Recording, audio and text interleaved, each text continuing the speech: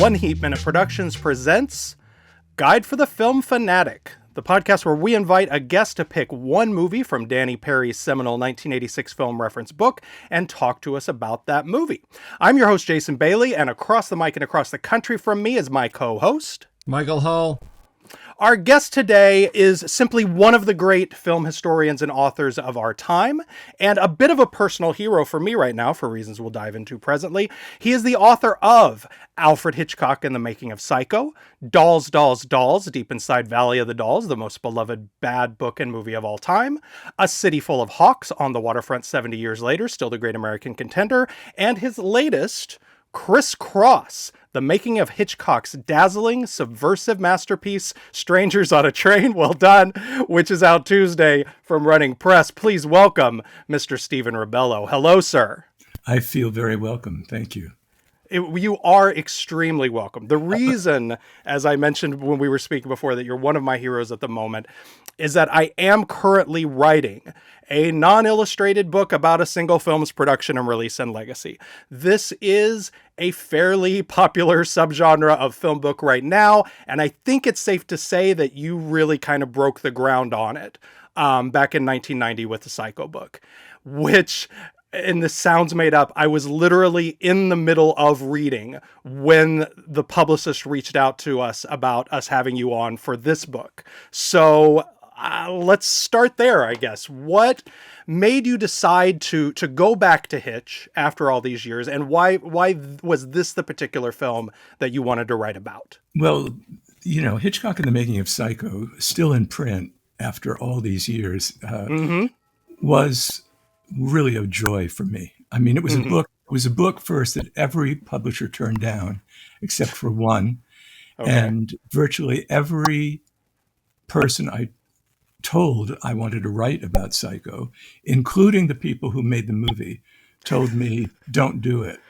It's not that important a movie, and it really isn't very good. And we know that Hitchcock made such better movies. Why don't you write about those?" Wow. Any of those. Wow. Any of those, just not that one. And yet, here we are. I mean, many movie options later. A movie made from it, for better or worse. And lots and lots of people and movie makers have been asking me all this time, why don't you write another book about Hitchcock? What's taken you so long? And so now I'll finally answer. It was such a good experience and a fun experience. I'm a bit of a romantic. I just thought, you can't go home again, and you can't recapture that. And then I realized I didn't want to recapture it. I wanted to do something different this time. I'm not the same person I was in 1990 or in 1988 when I started writing the book. And the world has changed, and I thought, what is the Hitchcock movie that is the one that I keep going back to and keep rediscovering and loving again and getting troubled by again and wanting to talk about again? Sure. And it's the old cliche by now, follow your bliss. I thought, this is an interesting movie, and my journalistic nose, which still works now and then, says there's a story here, and there's an interesting story, and if there isn't, I'll just drop the idea. So I started investigating, and look, it had me just that the idea of there were massive personalities and egos involved on this movie, and also I kept talking to Hitchcock fans who didn't remember it or didn't know it, and I just thought that was fascinating. And I kept thinking, what is that? I'm much older than a lot of the people that I was talking to. And I thought, is it really that people don't really pay attention to the Hitchcock movies that are in black and white, or, not made in the 60s and don't star a blonde, don't follow the current cliches of what makes a Hitchcock movie? None of it is to make a Hitchcock movie. What makes a Hitchcock movie is Hitchcock, and he is so front and center and present in this movie. I could hear him. I could hear his frustration at the way his career was going at the time, and I could hear his his hunger and need to do something different. And it just excited me from the beginning. And so I felt that old Hitchcock and the Making of Psycho magic happening right from the beginning. And so that's why I did it. And it got more and more fun and weird the more I delved into it. Well, that was what I wondered. Were there any sort of particular challenges that this one presented in terms of research and writing? I know obviously with Psycho, a lot of the participants were still with us, and that's not so much the case here. But what other sort of challenges did this particular picture present to you as the person chronicling it? Well, you started with. I like to work with firsthand sources, and Sure.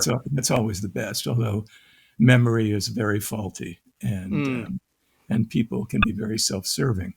Mm-hmm. But to sit in a room with someone who was there on the set that day when that happened is a great luxury.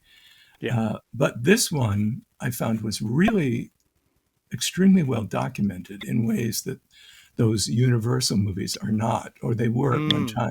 They were at one time, but those files have been looted or censored or pulled Huh. by the family, so you don't really get the story through those. This one, this one because of the film's anonymity or whatever had not really been much touched. Mm. I felt like I was touching those studio records for the first time in a very long time, and they were rich in ways that were a blessing for me and a big relief Mm. because Hitchcock's voice was very, very loud on this one, and Mm. he was, and so was Jack Warner's.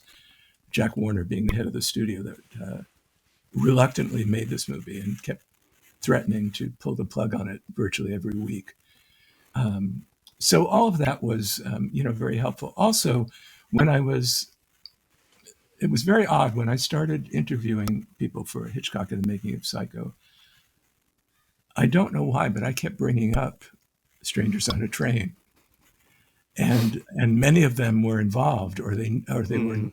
they were involved in Hitchcock's career or personal life long enough to know, oh, he talked with me about that, or I was on the set that day when this happened. Nice. When he said, for example, I feel that this is the first American movie I'm making, Mm. and how important Wow. that was to him, Yeah. and how the people that really knew Hitchcock saw that he was alive again, that he was excited, he was really interested in making this a good movie. And so Yeah. they kept telling me stories, and of course I had them on tape, and or I made notes about them, or I just remember them because some of the things they said were so dramatic that it all came back to me. Like I was supposed to write this, and I was probably supposed to write it a long time ago, but I was Right. doing other things. I was writing screenplays, and I was writing books about other things, and I just felt it was time for Rebello to step into the Hitchcock arena again, and I was really glad I did because the challenges were worth it. They were Yeah. absolutely worth it. And USC, University of Southern California, has been a really great custodian of the Warner Brothers archives, Oh, and nice. and this one was rich. Years ago, I saw that there was a screenplay by Raymond Chandler for Strangers on a Train, and I wanted to buy it. I mean, I wanted to buy a copy of it, Yeah. and when it got to $700, I just thought it's really too rich for my blood. And now I can't get one for less than 1,000 or two or three. And then I actually Jeez. read the screenplay and I went, Jesus, I'm glad I didn't spend my money on that. Oh my God. Oh. Even brilliant people, even Right. enormously talented people can have an off year Yeah. or two. And he just, and I say this as I mean, he and Dashiell Hammett are gods to me. Sure. And it was shocking for me to read that, the obvious that not every novelist is meant to be a screenwriter. Right. And Right. Yeah. No, that section of the book where you really delve into the evolution of the screenplay was especially fascinating and really inspirational for me, in terms of how deep I could go into that piece of the book that I'm writing. At risk of just turning this into like free writing advice corner, what is the key to your eyes to researching and writing this type of book as well as you do? Well, I'm strangely, I'm a method writer. When I Mm, write, when I was writing about Valley of the Dolls, the only music I listened to was from 1965 to 1967. sure. The TV shows I watched, the same sort of thing. I really try to immerse myself in that mindset because context is everything. It's everything to Yeah. me. And so you can't just drop in from where we are right now in the messy world we're in and just drop into Strangers on a Trainville and start thinking about the blacklist and homophobia and intense racism and intense weirdly regressive attitudes toward women Hmm. that Yes, thank Hitchcock. goodness we're free of all of that now. Thank Yeah, goodness. of course, I just hung my head in despair at one point, saying it's nothing has changed. In fact, it's Right. just we're just regressing. But what was wonderfully refreshing for me was to see the numbers of times that women saved this movie. Mm, Whether it was advice from Alma Reville, right. whether it was advice from Chenzi Armand, who's really a great heroine of this whole thing, Hmm. whether it was from a bisexual writer named Whitfield Cook, who everyone wants to sort of, oh, he never existed, and he and Alma never had a relationship, and he has really nothing to do with Strangers on a Train. I beg to differ. Yeah. I've got the receipts, Right. and so thank you. I'm glad that you liked all that really deep stuff into the screenplay because I thought at one point I was, in the weeds, but Hmm. but my editor, who was great, said, the only recommendation he was making was some of the iterations from different writers. Let's put them at the end so that those who are really Right. insane as you are can go there and Yeah. really see the evolution of how a movie gets made. It's because it's like sausage. It's really like how the sausage gets made. It It's is. It is.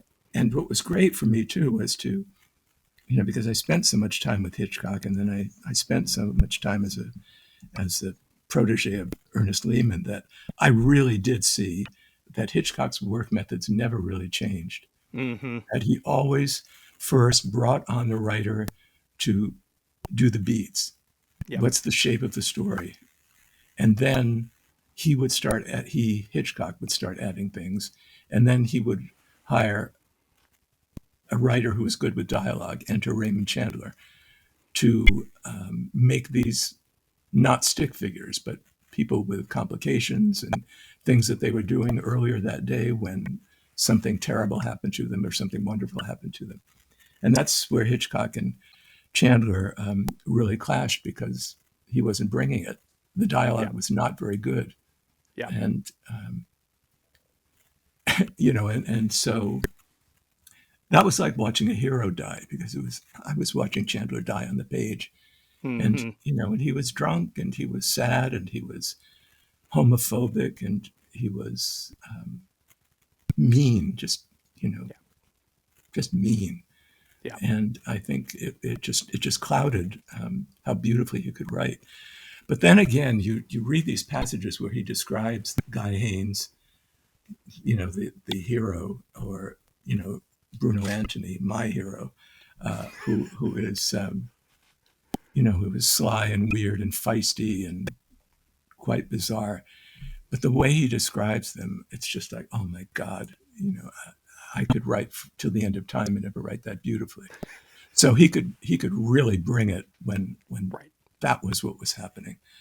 Yep. But when people had to say smart, interesting things to each other, and when anyone was a woman, he had no idea what to do.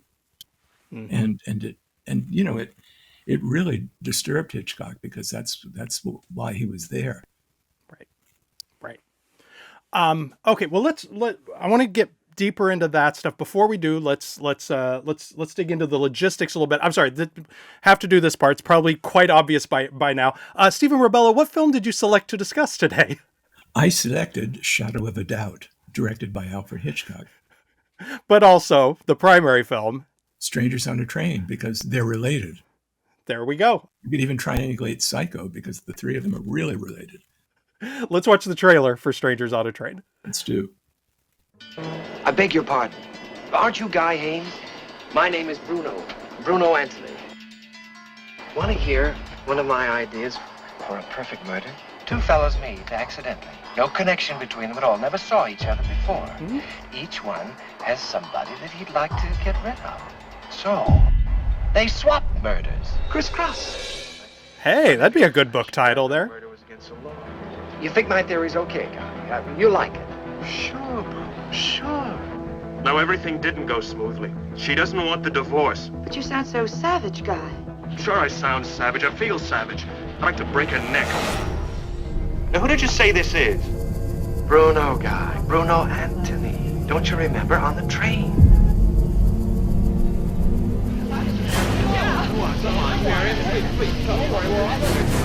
Is your name Miriam? Right here. How did you...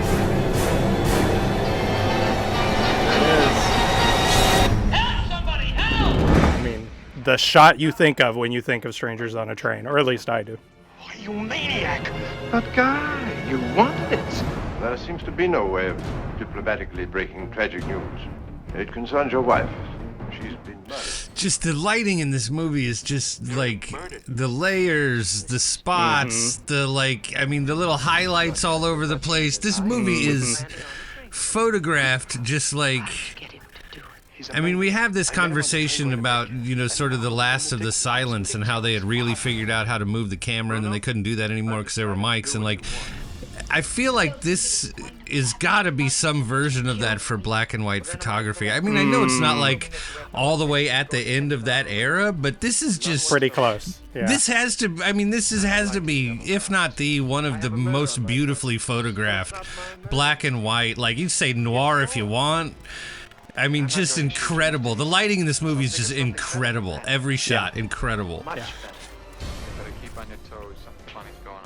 Guy Haynes is taking chances. And it's a Hitchcock movie. There's a lot of other things going on, but you just watch. Just the lighting is so layered and unbelievable. Does anybody write just lighting books about one movie? Maybe that's a niche that I can get into.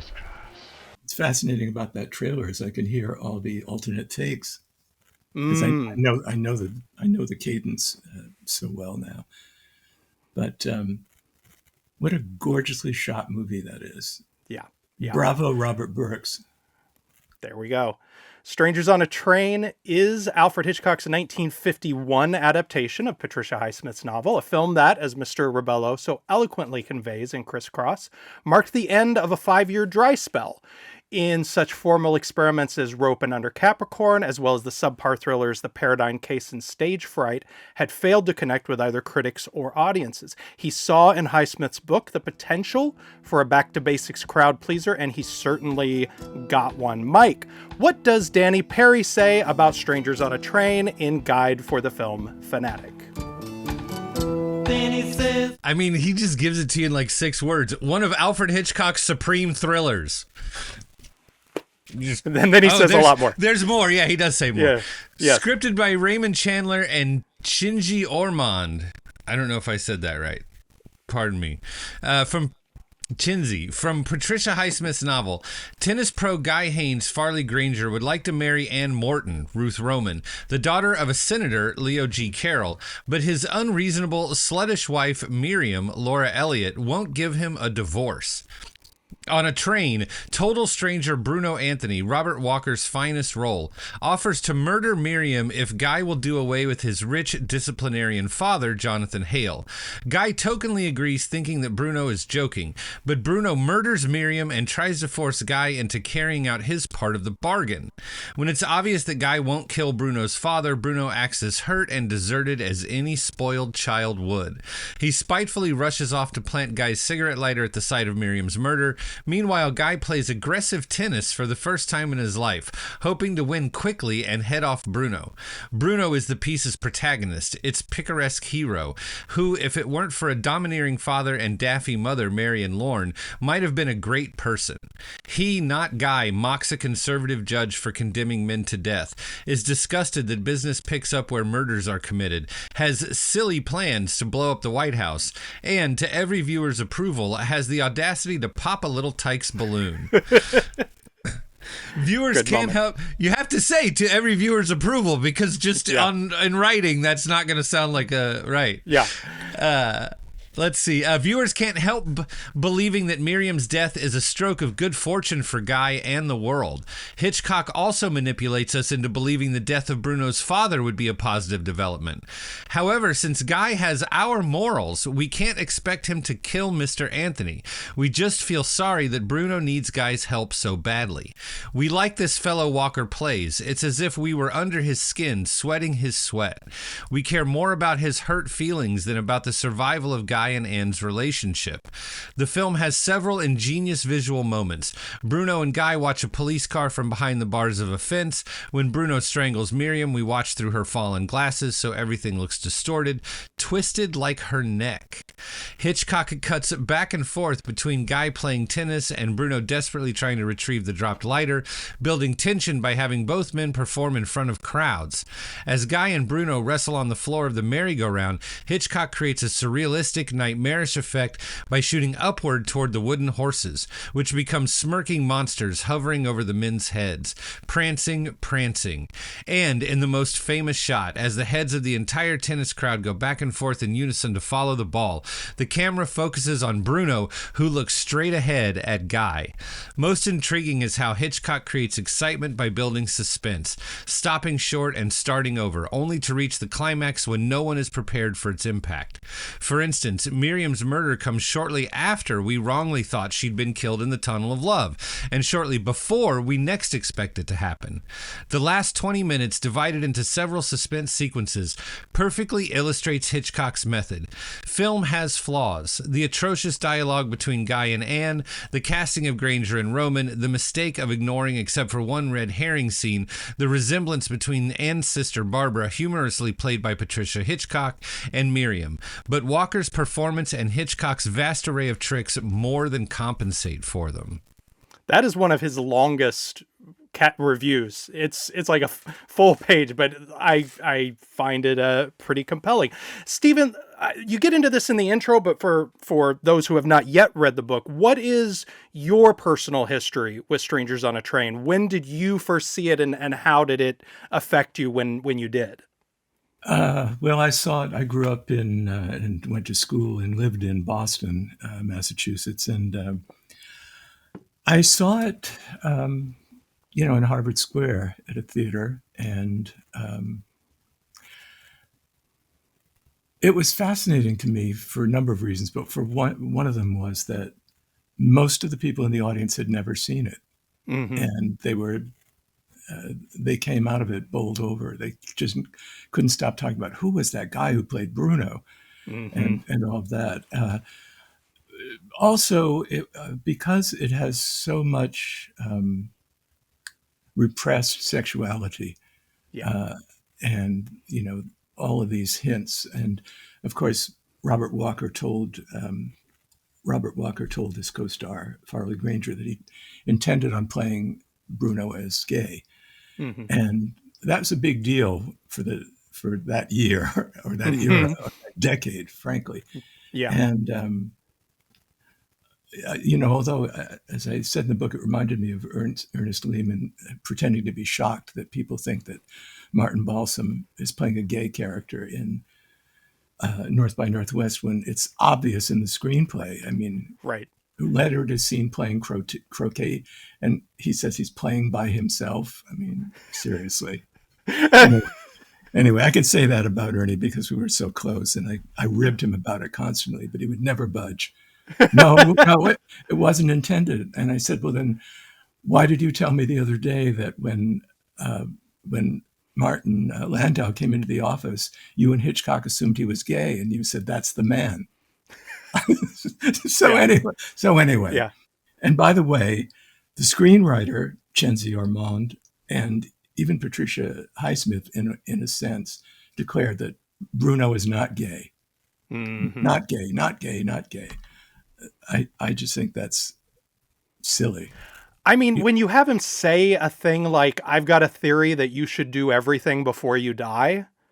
That's not a foghorn, but it's certainly not a dog whistle. When his mother says, I know Bruno has been in some very awkward scrapes and has had all kinds of escapades. I mean, this is not subtle coding. Escapades is the key word.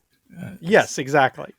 So let's not mince words. I mean, it's coded, but there it is. And you know, when I was a kid at the time, not really sure. Did I like men? Did I like women? Did I?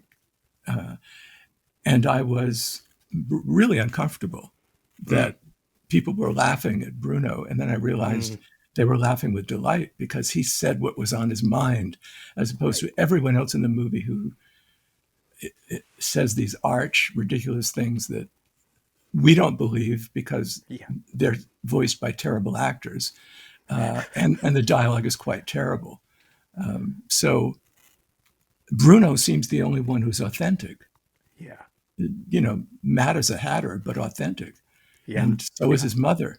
His mother's not hiding behind anything. She can't. She doesn't have she doesn't have the resources. But so it made me more comfortable that they weren't laughing at Bruno so much as the audience was laughing with them. That was very empowering for me to hear at that age. And so, as you know, as I said, everything worked out very well for me sexually, and still does. So all that got sorted. But you know, at the time, it was very shocking because I had seen Tea and Sympathy, and I'd seen all these. I'd seen Boys in the Band and all this hand wringing and suicidal stuff, and those messages were toxic. This was different. This was different. And so that is my history kind of with the movie. That's fascinating. What do you think it was about this particular narrative, about Highsmith's novel, that so appealed to Hitch, that was so in sync with his sensibilities and his preoccupations? Well, I think one of the reasons is he loved the idea of the murder swap, the whole idea of people who, on the face of it, have nothing in common. And unless, if Bruno hadn't gotten such a crush on Guy, it might have been weirdly okay, because if they hadn't seen each other or didn't keep meeting in clandestine spaces, like come behind the garden gate, or Bruno saying to Guy, I know you've had a strenuous day, with his eyes rolling. I mean, he's inviting the Vice Squad to come over and bust the two of them. Sure. For no reason. But okay, I lost my train of thought. That scene gets me so derailed. Well, we were talking about why it appealed to Hitch. Oh, it clearly appealed to Hitch because it was perverse. He loved the perversity of it, and he got the message of what was happening between the two men. Got it. And he liked too that it was written by a woman, because that wasn't a way that women were writing about suspense in those days. It was very startling. Yeah. And of course, in the novel, it's very different because Guy Haynes does in fact kill Bruno's father, and I think that's when our friend Raymond Chandler first had the biggest problem, because he did, but I don't blame him. I wouldn't know how to do it either. Not that I'm comparing myself, but how do you make that play that your hero is a tennis player, all American, sexy guy with aspirations to, pulling himself by the bootstraps, and suddenly decides, okay, I'll kill the guy's father. Why? To get him off, get him off my back. It makes no sense. And it's the kind of thing that I know novelists can get away with, but screenwriters can't, and neither can directors. Chandler didn't know how to make that play, and I think that most of the people who said no to writing the script, and there were many, didn't know how to make it play either. But Hitchcock loved that idea, but right away he knew Guy cannot be an architect. That's too dull. What are we going to show him doing?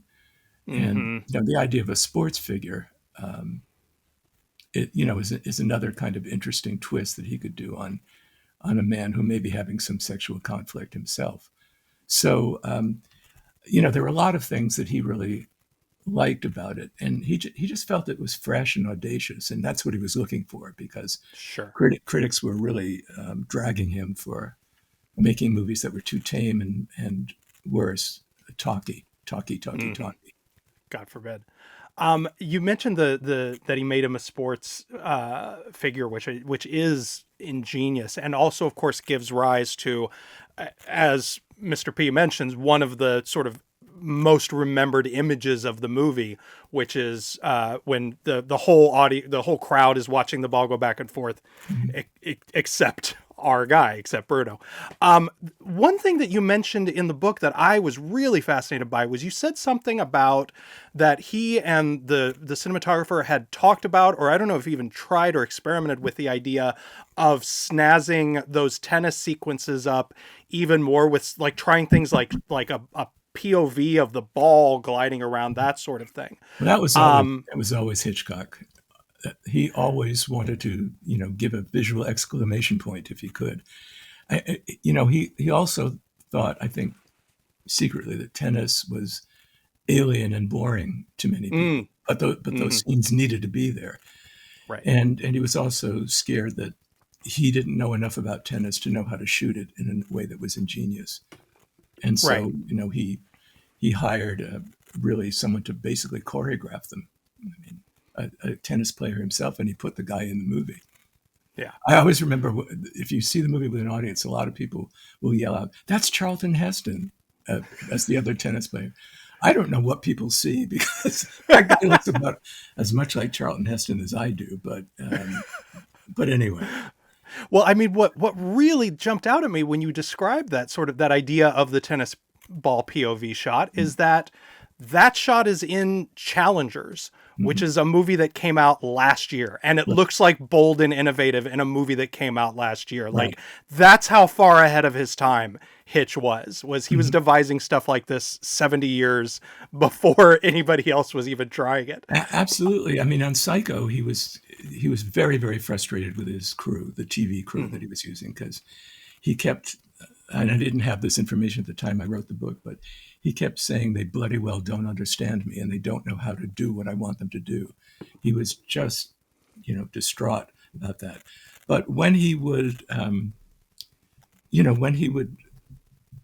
figure out, he would never say, "We're going to do this. We're going to follow a man up a flight of stairs, and then we're going to follow. The camera's going to follow when that same man falls backwards after he's been stabbed. If we're going to shoot a tennis match, a vital tennis match, but we're not going to shoot it like anyone has ever shot a tennis match." He would do these things, but he would never throw it to the guys, his crew, and go, "Well, you figure it out." He always had ideas.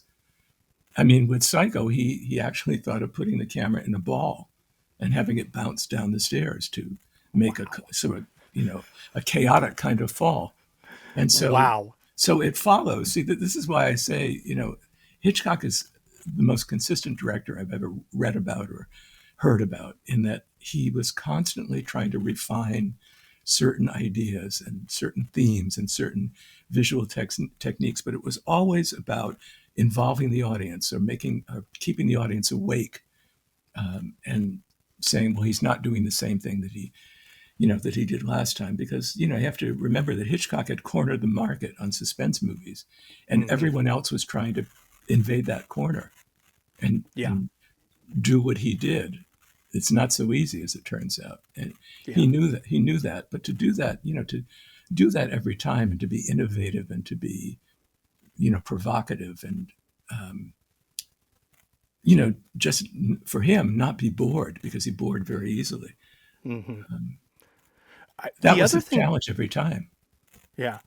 The other thing that really struck me on this viewing in terms of innovation and sort of being ahead of its time from a narrative sense was it felt like in some ways the movie is sort of a blueprint for the craze of sort of stalker thrillers that we saw a lot of in like the late 80s, early 90s. That like the whole sequence of scenes where Bruno's sort of pursuing Guy and ingratiating himself into his life in all of these uncomfortable ways felt very much sort of laying the groundwork for like Fatal Attraction and Single White Female and movies like that he And already The Flag. had a sort of beat on that. Oh yeah, absolutely. Yeah, and the fact that when they remake Strangers on a Train, as they've done endlessly, the whole idea of making it two women is so tired. I mean, really, because we've seen that already. But the idea of two men and really cat and mouse is fascinating. But one of the things that I love about the movie is those stalking scenes, because they're in slow motion. They're all, nobody's chasing anybody through the amusement park.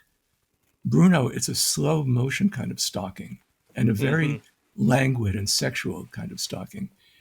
And the victim is playing, the intended victim is playing to sexuality. She's licking an ice cream cone. She's flirting with Bruno. She's got two guys, and I'm thinking, what, she wants three? This is a greedy girl. But I love that character, by the way, and I love that performance. But the original ideas for Bruno stalking Guy were way more elaborate and cinematic. There was one that I love where Guy and the duller than dull Anne are walking through the Natural Museum, and Bruno, because he's always doing escapades, is watching them. He's watching them through the hall. It's the Hall of Dinosaurs, and he's stalking them by going in and out of these dinosaurs. And so Hitchcock was going to show a face of Bruno as a juxtaposed against that of a Tyrannosaurus or a pterodactyl going like this. It could have been fabulous, and with Robert Burks' genius for lighting, that could have been an Orson Welles kind of showstopper. But it just became too unwieldy. And also, as a screenwriter, I kept thinking, yeah, but what's the end game? What's the point? They run into each other, they talk to each other, or not. That's that's really it. So I can see why in the end, with there being overschedule and Jack Warner jumping on them like, yeah, you're spending too much money, end it. They decided not to do that. Yeah. Because you touched on it, I do want to, we have to talk for a minute or two about Miriam's murder, because that is, I think, a rare sequence sort of that lives up to its reputation. It's just an incredible piece of just like flex filmmaking. And Mike, I hope I'm not outing, this was his first time watching Strangers on a Train, and it's like paused to text me as that was happening, like that he couldn't believe how beautifully executed that entire sequence was. But you write about it in depth, like that was that sort of iconic shot of the reflection in the glasses was a really difficult effect to achieve, right? Well, it was, certainly difficult for the actor, who had to fall backwards with just fall on the floor as Bruno is leaning over her. But she was a trooper, and and she floated backwards. I mean, it can happen. That scene to me is the precursor of the shower scene in Psycho, because what you've done is you've created a character in Miriam and the performance of Laura Elliott that people like, despite the fact that she is mean and manipulative. You like her. She's got a zest for life. She wants the hot dog and the ice cream. I get it. It's like she's my kind of girl. I love that. I love that. And her performance is so good, so lacking in ego. And I love her for. And of course, she was blind as a bat because she had to wear those Coke bottle lenses, and she literally could not see a thing. And so she and Hitchcock had to rehearse even something like the scene in the beautiful scene in the record store where she has to find her way around the counter. And, they built little pegs for her. You have to stop here. You say this line here. Because Hitchcock wanted those glasses because he knew it was helping her play the character. Mm-hmm. And she, as an intelligent actress, as opposed to a non-actress or a stupid actress, knew that he wasn't just being mean or, oh, he's so awful. She knew that he was doing something that would help her build her character.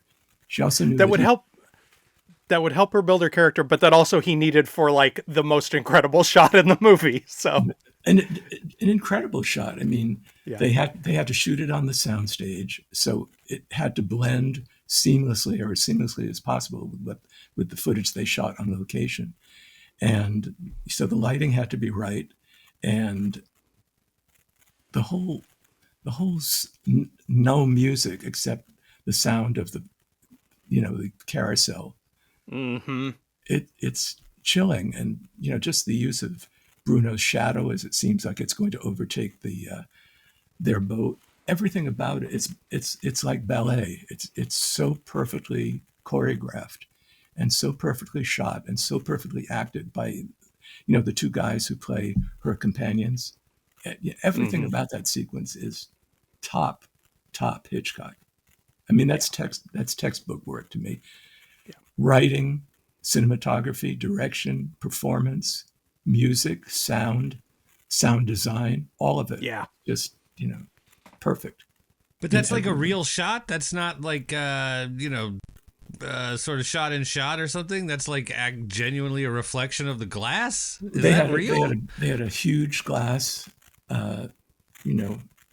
concave. Is that correct? Yeah. Concave glass on the set that Hitchcock designed and told them how to build, and it worked because it always did. And because everyone knows how to do that, right? And the only bugaboo was he never thought about, well, how is she just going to float backwards? And he kept telling her, well, you do the Lindy Hop, you know how to do those dances. Just go back. And the brilliance and the professionalism of someone like Laura Elliott is in saying, I can't remember the numbers of falls, but she hit her back 5 or 6 times, and she said, but on the 7th or 8th time, I floated backwards, and that told her, you can do it. If you think that you can do it, you can do it. Yeah. We've talked some, sort of touched on Robert Walker's incredible performance, but I have to say the way that the sensitivity with which you detail his troubled life in the book, I think is really striking, because so much of that material would be easy to sensationalize or even be exploitative about, but it's just tremendously sad. I didn't know any of that, either the backstory or the really sad sort of after story, before I read the book. It was a tragic life, but God, what a brilliant actor he was, and what a perfect performance it is. Thank you for saying that. I appreciate it. Well, I won't recap what I wrote, but it was tremendously moving to me. I always, it's interesting when Carol Burnett said that she didn't know Robert Walker, but she was an usher at a movie theater in Hollywood, and she always loved his work and felt a kinship toward him. It was so moving to me because that's the way I remember my mother and my father talking about Robert Walker when I was growing up. And I remember when they showed me, because it was on television, what they were talking about. I saw See Here, Private Hargrove. And then I saw him in it, because that's what Robert Walker did.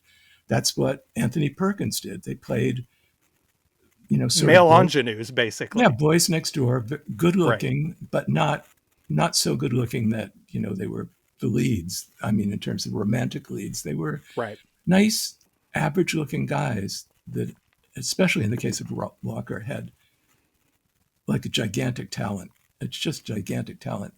And I sort of fell in love with him, the way he was sensitive toward Judy Garland in a movie called The Clock, where he's a soldier on leave, and Beautiful movie. Oh, it's unbelievable. It's just like a moment. It's just a small relationship, a small movie, and Vincent Minnelli directing those two.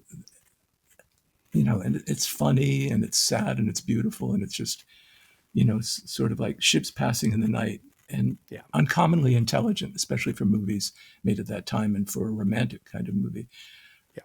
But that's the kind of movie that Hitchcock saw in Robert Walker what could be in him. And, I think it's true that he never told Robert Walker that it was Montgomery Clift that he really wanted to play the role. But that's what you do with an actor. You don't. Hitchcock had a real sensitivity for people who were broken, and he knew when not to push too hard and what to touch and what not to touch. And I hope that I was as sensitive toward Robert Walker in writing about him as Hitchcock was in directing him. Although because he was Hitchcock, he did say to Farley Granger, "Wouldn't it be wonderful if he did something like awful, like died during the movie?" I mean, because imagine what that would have done for the box office. oh God. And Farley Granger was shocked. Sure. As well he should have been. Sure.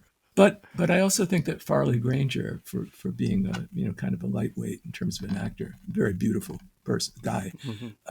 But I think he was very nice to Robert Walker. The sense that I got was that he understood that Robert Walker was a person in tremendous pain, had been really psychologically and physically abused by his family, his parents, and losing his wife, Jennifer Jones, to David Selznick, a Hitchcock nemesis. Another reason for Hitchcock being on Robert Walker's side, by the way.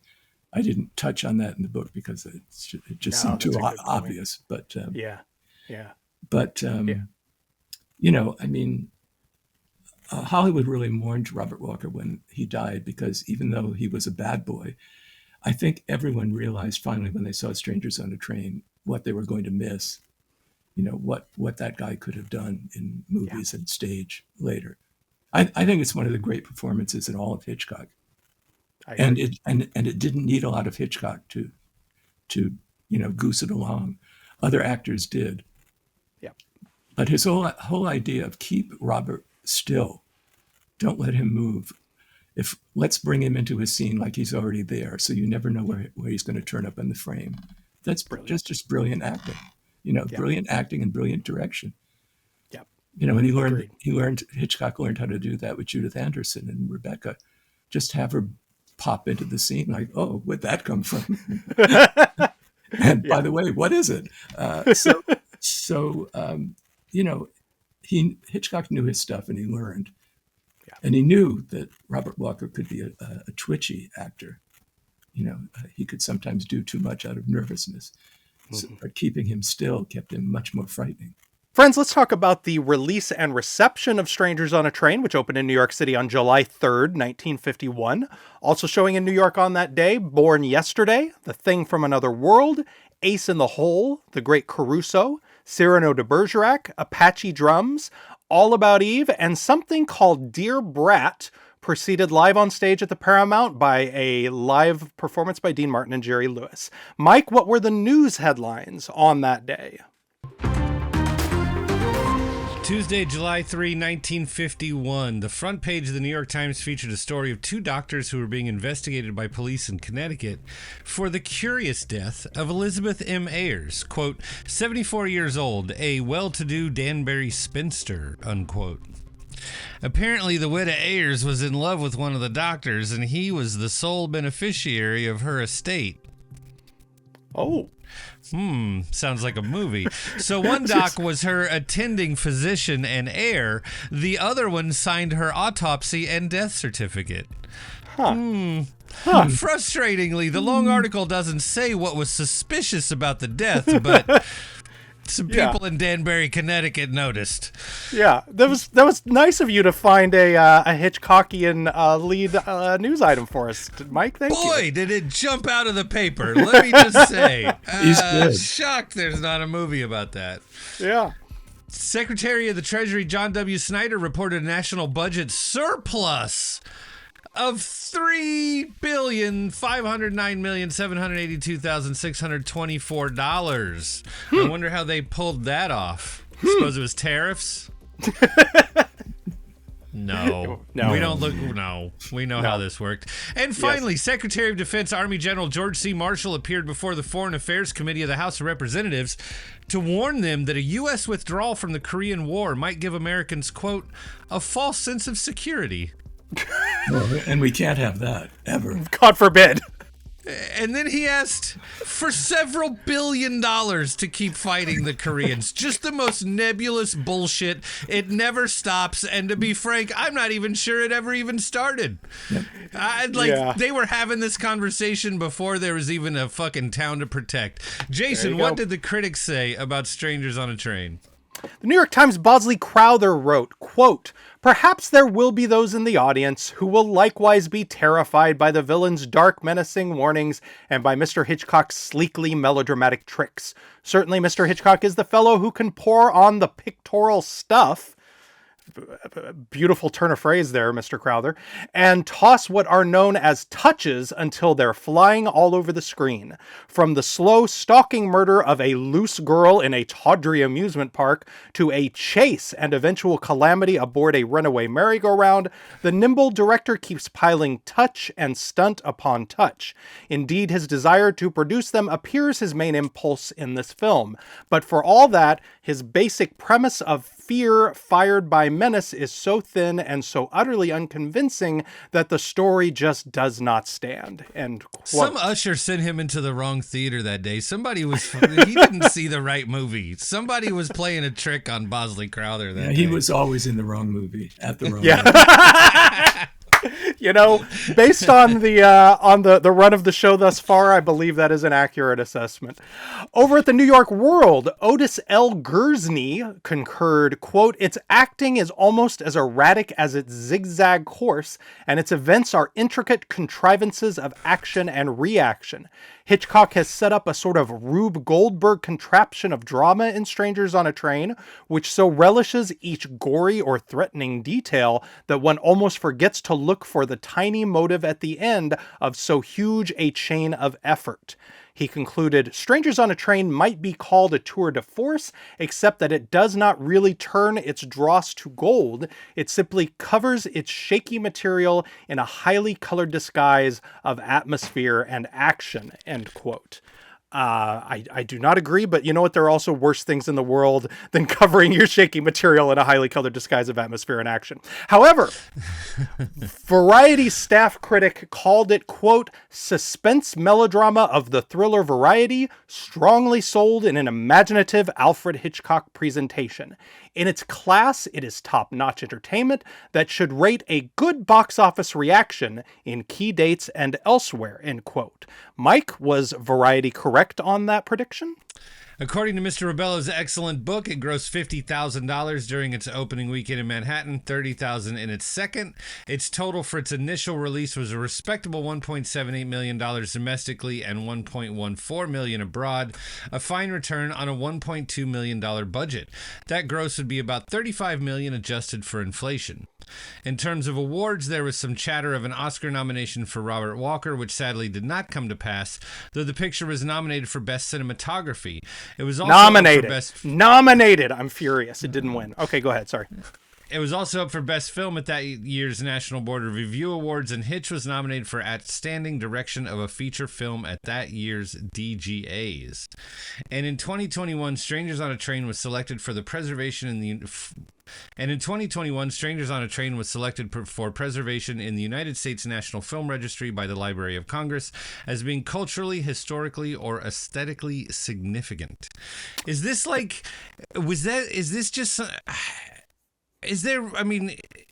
why did they sort of like talk about it as if it had no substance? Like, yeah, it's got the like tricks and the hitchy stuff, whatever, blah, I don't know, whatever you want to say. Like that glasses shot is a gimmick. Sure, I guess. It's also amazing. I mean, it's sort of like, I don't really like it. A gimmick is something that doesn't work. It seems like in a lot of ways that's sort of a matter of attitude and like who's sort of approaching it, right? But it also, so it has those things. I can see that, yes, okay, I see what you're sort of getting at in a way there, right? But it also very clearly has all this other stuff going on. What? I don't. Is it an ahead of its time thing? Like, what is the separation here? This was. Correct me if I'm wrong, Stephen, and you can speak to this better than I can. These were not. This was not an uncommon strain of sort of general criticism about much of Hitch's work in his heyday. No. Yes. It also has to do with the fact that American film critics of that time and still see suspense movies, horror movies, thrillers as a lesser genre. They're for they're for the hot dog and baseball crowd. They're not the hot dog and ice cream crowd, if you will. Yes, exactly. Yes. And so, even one of the reviews you read in its class, you see, that's the giveaway. Oh, right. It's fine for what it is. Right. There is still people critics who write like that. I spot them all the time, and I flick my nose at them and other things. But the point of it is, the movie stood the test of time, and the plot keeps getting used on television. Yep. Look, David Fincher and Gillian Flynn were going to do a remake of it. I don't think they're going to. And now there's an anathema to me, which is a limited series or a longer running series is going to be based on Strangers on a Train. The whole brilliance of this is compression. Absolutely. You don't keep dragging it out so the audience can say, this is so jerry-rigged. You do it fast, you hit them hard, and you get out. Yep. So agreed. I'm not a fan. I haven't seen it yet, but I'm already not a fan. I'm already not a fan. I'm with you on that one. Even though I loved Ripley, that Steve Zalian did, I thought it's just too dragged out. But it's brilliant. Yeah. Okay, now it's time for a segment we call Double It Up, where we each select one movie that we think would make an ideal double feature with today's focal film. Stephen, you're our guest, which means you go first. I like Shadow of a Doubt, and I know that this was the model for Strangers on a Train. Mm-hmm. Hitchcock compared everything that he was going to do with Strangers with Shadow. Locations, small town sort of, milieu, small town people who say terrible things about other people. That's one of the things that Chandler really was good at in his drafts. The whole idea that the whole town knew that Guy and Miriam were a troubled couple. Right. And that she was a tramp and he was this and he was that, and how he was getting too uppity in the world. I love that because I'm from a small town, and I know how people talk. They still talk that way about those of us who are perceived as up in the world, whatever that might mean. But sure. But yes, and I love Shadow of a Doubt because it's got this incredibly beautiful script by Thornton Wilder and Sally Benson, and it's about an hour and a half of perfection is really what it's about. But it has this feeling of a young woman and an uncle who is mysterious, who kind of floats into town now and then and is idolized by the family, but he's actually the merry widow murderer going around meeting and seducing rich women, getting their money and strangling them. He's always beautifully dressed. He's always impeccably groomed. He's witty. He's seductive. Is he gay? Perhaps. All I know is that Hitchcock was obsessed by the character of Uncle Charlie. And to the end of his life, even in the 60s and 70s, he kept wanting to do a prequel, in a sense, which made no sense to Shadow of a Doubt. If you figured out the chronology, what would be set in World War One? I mean, or before the turn of the century. But he wanted to follow that character. He loved the idea of, an outwardly appearing, handsome, debonair man who was leading a double life. He loved that stuff. Yeah. And I love the movie because it sounds like America. It's beautifully shot, and it's got some extraordinary sequences in it, and beautifully acted by another of the greatest villains and performances as a villain in Hitchcock history, by Joseph Cotten. Yeah. That voice, that the air he has, the moment when he turns to the camera and the character talks about women as fat, wheezing animals in a stockyard. It's like you see that movie and say, I can't believe that anyone got away with this. Ever. Yeah. Never mind in the 40s. Yeah. Yeah. And so Hitchcock kept comparing Strangers on a Train to Shadow of a Doubt and always found it lacking. And that for him was the gold standard. Wow. Yeah. Okay. Well, that is indeed an excellent double feature. Mine is a little goofier and probably pretty obvious, but I would love to watch to get a theater to run this on a double bill with Throw Mama from the Train, which, because of age and what's going on in the culture, I saw this film. I saw Throw Mama from the Train first theatrically when it first came out when I was a teen. And of course, there are clips from Strangers on a Train in it.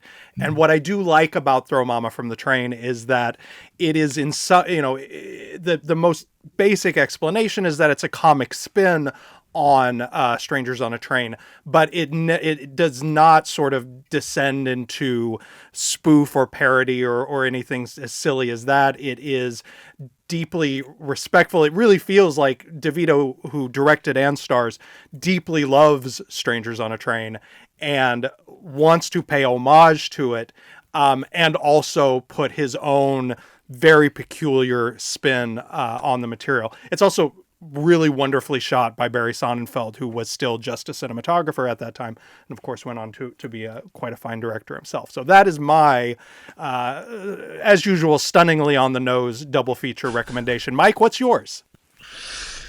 I mean, this movie's great, but I was so taken by the pictures. I've now watched this movie with the sound off twice because I was on the phone. Wow. And just didn't want to be looking at whatever thing I was supposed to be looking at for the call, so I just had the movie on instead. So I'm going to recommend Jam and the Blues, which, as far as I can tell, is Burke's first solo cinematographer credit. But it's 15 minutes of jazz, of musicians playing jazz, and everybody's seen those incredible photographs of just the incredible jazz, the pictures, there's a handful of people who really were known for it. But, the hard light, the cigarette, the horn. Okay, this is that, only it's moving. Yeah. Right? But it really is a very similar sort of visually, just an incredible. So anyway, watch Jam and the Blues. It's 15 minutes long. The music's great. The cinematography's great. There's dance. It's fantastic. It's exactly what you want it to be. It's precisely what you hope that movie is. It's a vibe. It is a vibe. Yes. Thank you, Mr. Rebello. It is a Absolutely. vibe. There's an interesting thing about it. There's a guy named Barney Kessel who's a musician, who's a guitar player, and he's actually in it. And he's Jewish. Everybody else in the thing is black. He's Jewish. And apparently they colored his hands with grape juice for the shoot. They sort of like black-faced his hands in a way. But if you watch the movie, maybe they did, but maybe it had to be like a joke or something, like some sort of because like there's several sort of profile shots of him. Mm-hmm. He doesn't look black. Sure. He was later in his life, he was a member of the Wrecking Crew. So like watch Jam and the Blues and then just enjoy yourself a little Barney Kessel rabbit hole. Who, there's other musicians in here that you're probably familiar with, but you probably don't know the life story of Barney Kessel. But at least read the Wikipedia page because it's amazing. All right, Jam and the Blues. That's my very long-winded roundabout and barely even connected double feature recommendation. That's longer than the movie. All right. Well, Stephen, Criss Cross, the making of Hitchcock's Chico Dazzling. Marx Big Band. Somebody please give me some money to make a movie about Barney Kessel. It won't take very long. Thank you, Mike.